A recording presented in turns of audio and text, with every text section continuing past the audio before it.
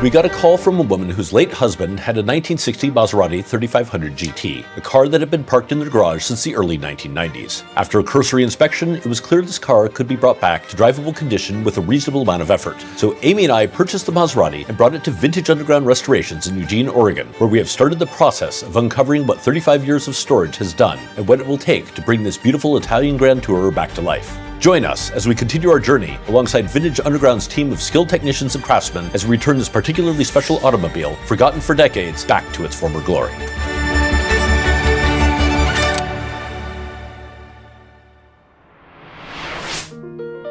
I'm Bobby, the caretaker and detailer for the Haugland Collection. And I'm Joel, the other guy pushing this car, and I am the director and the video guy here at the Haugland Collection.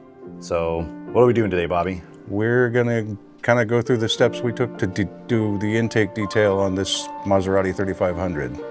It had been stored in a garage for nearly 40 years, and some rodents had taken up residence, and the whole car had a bit of a crust on it, so we were just tasked with cleaning it up so that all of the other techs and people that are going to be involved in the restoration can evaluate the car more efficiently.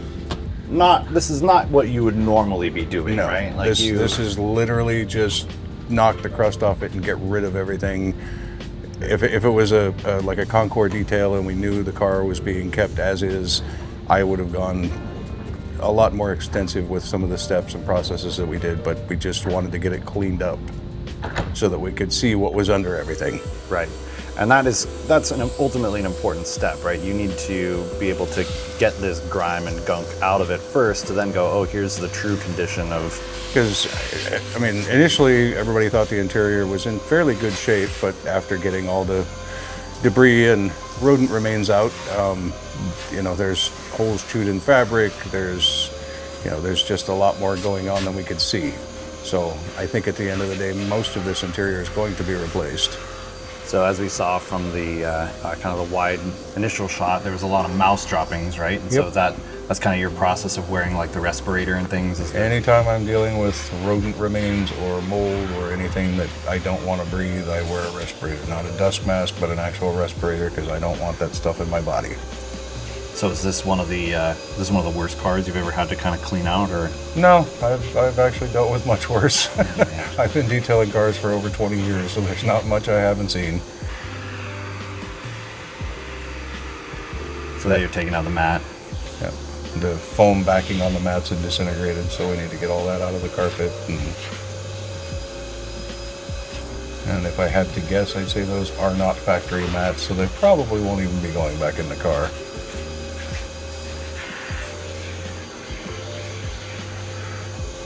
Was this the first car that you've detailed without the transmission in it, where you could see straight through down on the floor? I've had cars come in as rolling shells without even an interior in them, but that was basically straight from paint to do a wet sand and polish after the painter had gotten done, just to flatten out the paint and get rid of any dirt nibs and whatnot before the car is fully assembled. So like I said, there's not much I haven't seen, but this is kind of one of the few of this exact type to where we're just trying to get the car cleaned up enough that it can go to be evaluated, to figure out what needs to be, redone, re-chromed, repainted, replated, whatever the case may be. We just wanted to give, full access to everything visually.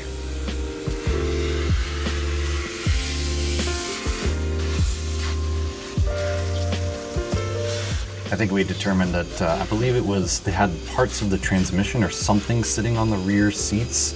Probably where those holes came from, stuff poking down into it. I would bet that was the mice. Is that rodents? Yeah, most likely. I mean, it could have been parts sitting back there, but based on the amount of rat droppings, mouse sign, I would guess it was the mice. There were even little claw marks in the vinyl from them climbing the seats.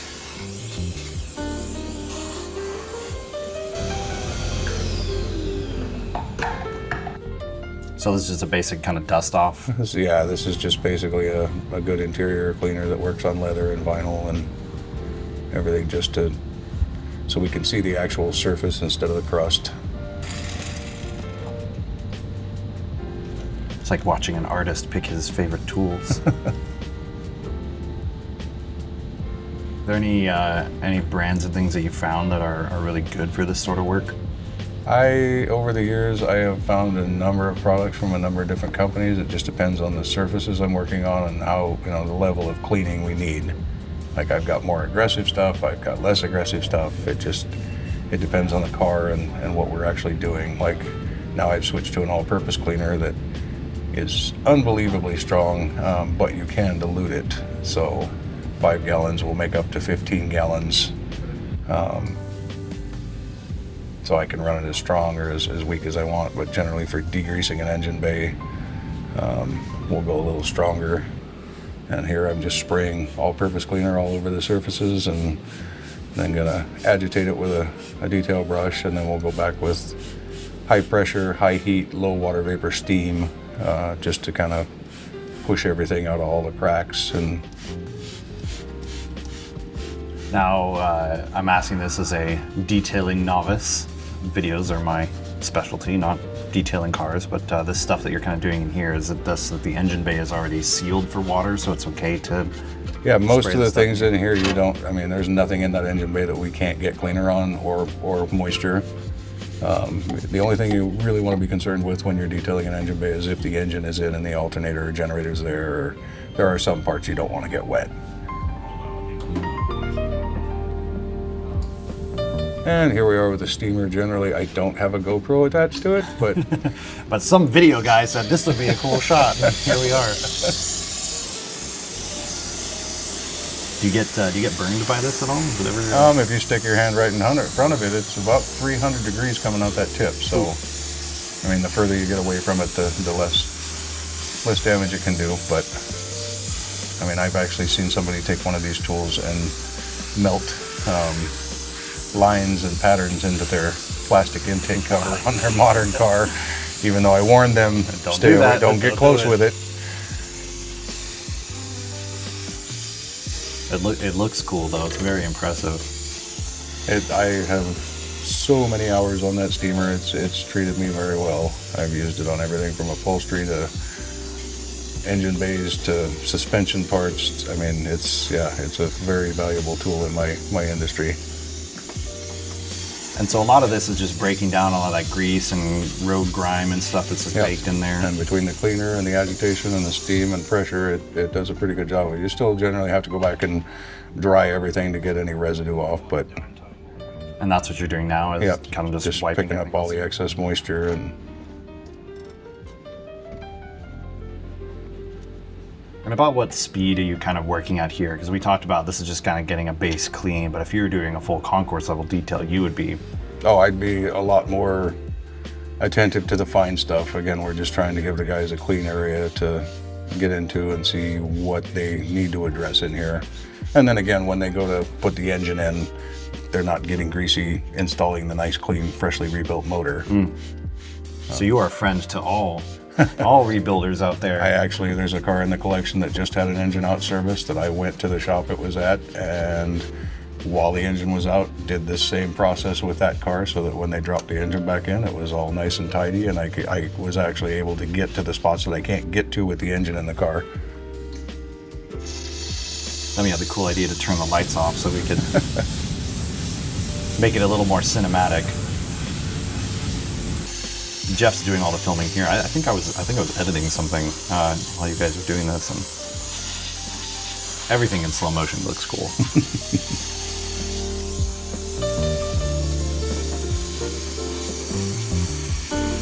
And just a note, we didn't do anything to those wheels because they are going to be in and out of a mechanical shop. The tires are super old, so those will be replaced at some point, and there's just no point in putting in the level of work that those Barani wire wheels takes until the car's finished.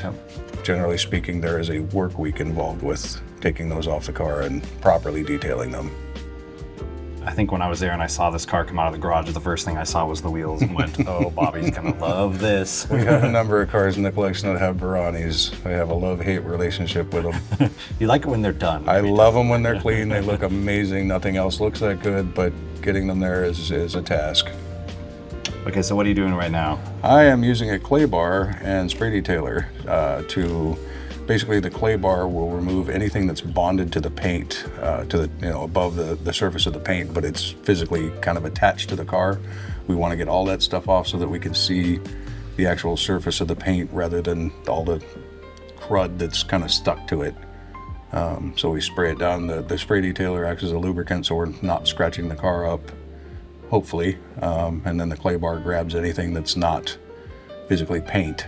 And we did this with the exterior glass, chrome, basically the entire exterior of the car got clay barred just to get all of the extra stuff off so that they could properly evaluate it. It also gives me a chance to look at every inch of the paint and spot any potential problems, rough spots or bubbling or anything that, you know, may need to be pointed out that somebody didn't see, you know, initially. As you mentioned, this is kind of a necessary step. You're not going to do it here because this is going to be continued to be worked on. Oh, look at all that. Yeah, you can see all the stuff that came off the car. But this would be something that you would do before you start to do paint correction or like a ceramic any coating. kind of polish or anything like that. You want to do this because otherwise you're just picking that stuff up in your buffing pads and kind of running it around the car and chasing your tail. If you get rid of all the contaminants before you do that, you've got a clean surface to work on and things go much quicker. The camera really doesn't do it justice. I mean, this is cleaned up. I know the paint isn't in perfect condition, but it's not a bad paint job at the end of the day. In fact, I think they're probably planning on just, you know, leaving it as is with a paint correction and possibly ceramic coating to protect it. But I mean, overall, it's not a bad paint job. There are a few areas where there's defects, but it's not significant enough to warrant repainting the entire car. And that's about it for this part of the job. You know, again, it's not as extensive as most of the detail work I do, but gives you kind of an insight into my world and what I deal with sometimes. So we'd love to do a little bit more of this. Maybe pick a car that isn't in the process of doing a full restoration. Instead, maybe a car that is ready to be really brought to life. I mean, I think you work magic. So all that experience you've had working on cars really shows. So if you like this, if you want to see more of this type of content, please drop us a comment and let us know. We can do another video like this outside of the Maserati series. But in the meantime, thank you so much for watching, and we'll see you on the next one. Okay, bye. Okay, bye.